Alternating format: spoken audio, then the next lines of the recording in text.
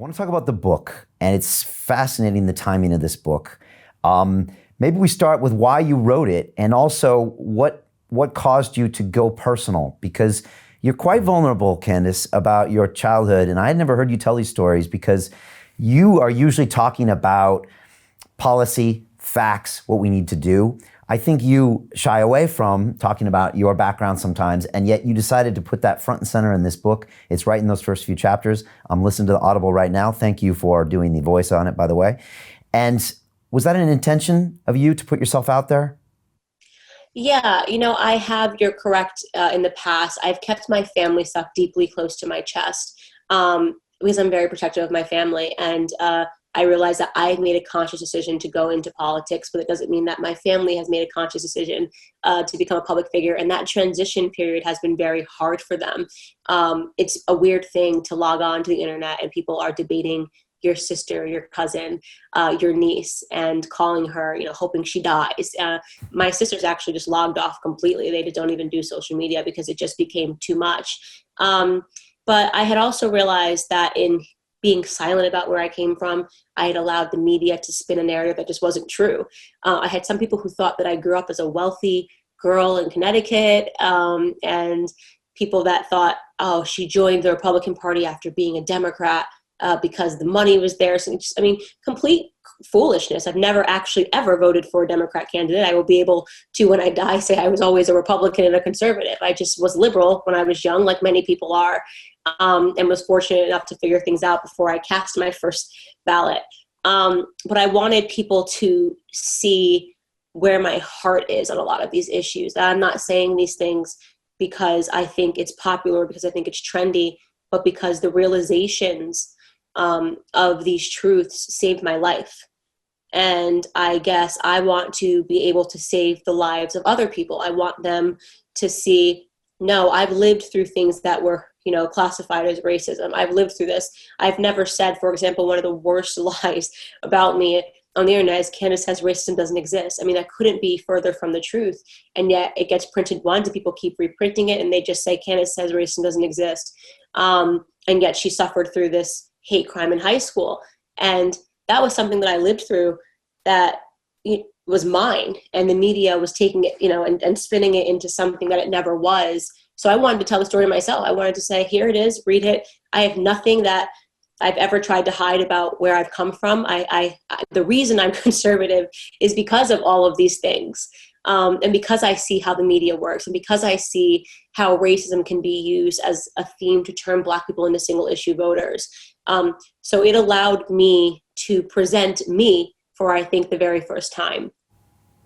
So true. And I've heard little bits of your story, but to now own it yourself and put it out and say, this is exactly what happened and this is how I feel. It's important to have that book, that 8 hours of audio where people can get all the way inside your head. Are you surprised how popular the book is? Yes. So I am probably my own toughest critic. I work so hard. And I think people know that, but I don't think they realize how hard I am on myself. I really just wanted this book to be a success. Being an author was the first thing I ever wanted to be in life. Being a published author, making the New York Times bestseller list was on my bucket list that I created when I was 8 years old, and put in a time capsule, like, what do you want to be doing in 30 years? And it was always be a published author, be a published author.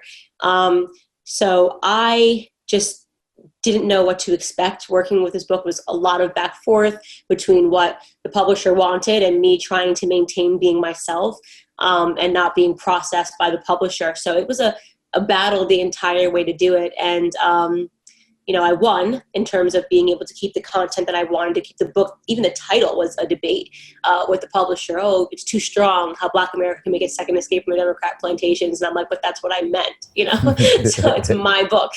So if you want to sign a deal with me, then it has to be the deal is that I get to be Candace Owens. But we have been completely blown away with the success of the book.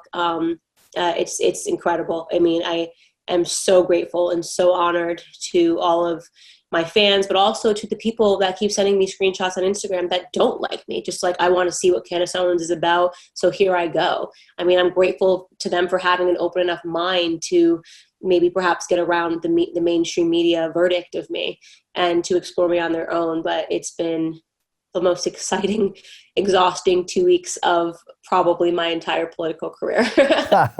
And you say that with a smile and a laugh. And what kind of numbers are we talking about here? Like, you made the New York Times bestseller list and you're selling, 6 figures of books on Amazon. And like, what are some of the numbers? I can't wait to figure out my week 2 numbers, but in week 1, in the first 24 hours, Amazon ran out of their 90,000 copies that they had ordered. So we had sold 100,000 copies in the first 24 hours, which was amazing. And then by the end of the first week, which stops, like my book came out on a Tuesday, they stopped calculating first week on a Saturday. We had sold over 140,000 copies. And so now today is when I get to figure out what week 2 is. So I'm pretty excited to see where the numbers are at. But it was, they said it was considered a blockbuster book.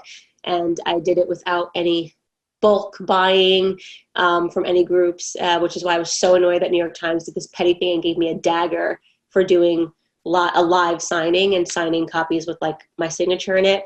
So of the books, 800 of them got purchased from Premier Books, which they sign like live copies. And they decided to dagger and pretend it was bulk buys. Now people are saying the GOP purchased her books. No, not a single GOP group purchased my books. The RNC didn't purchase my books. Those were real people who bought every single one of my books. And it's a major accomplishment. So we'll see where we're going, but I want to sell 1 million copies. So.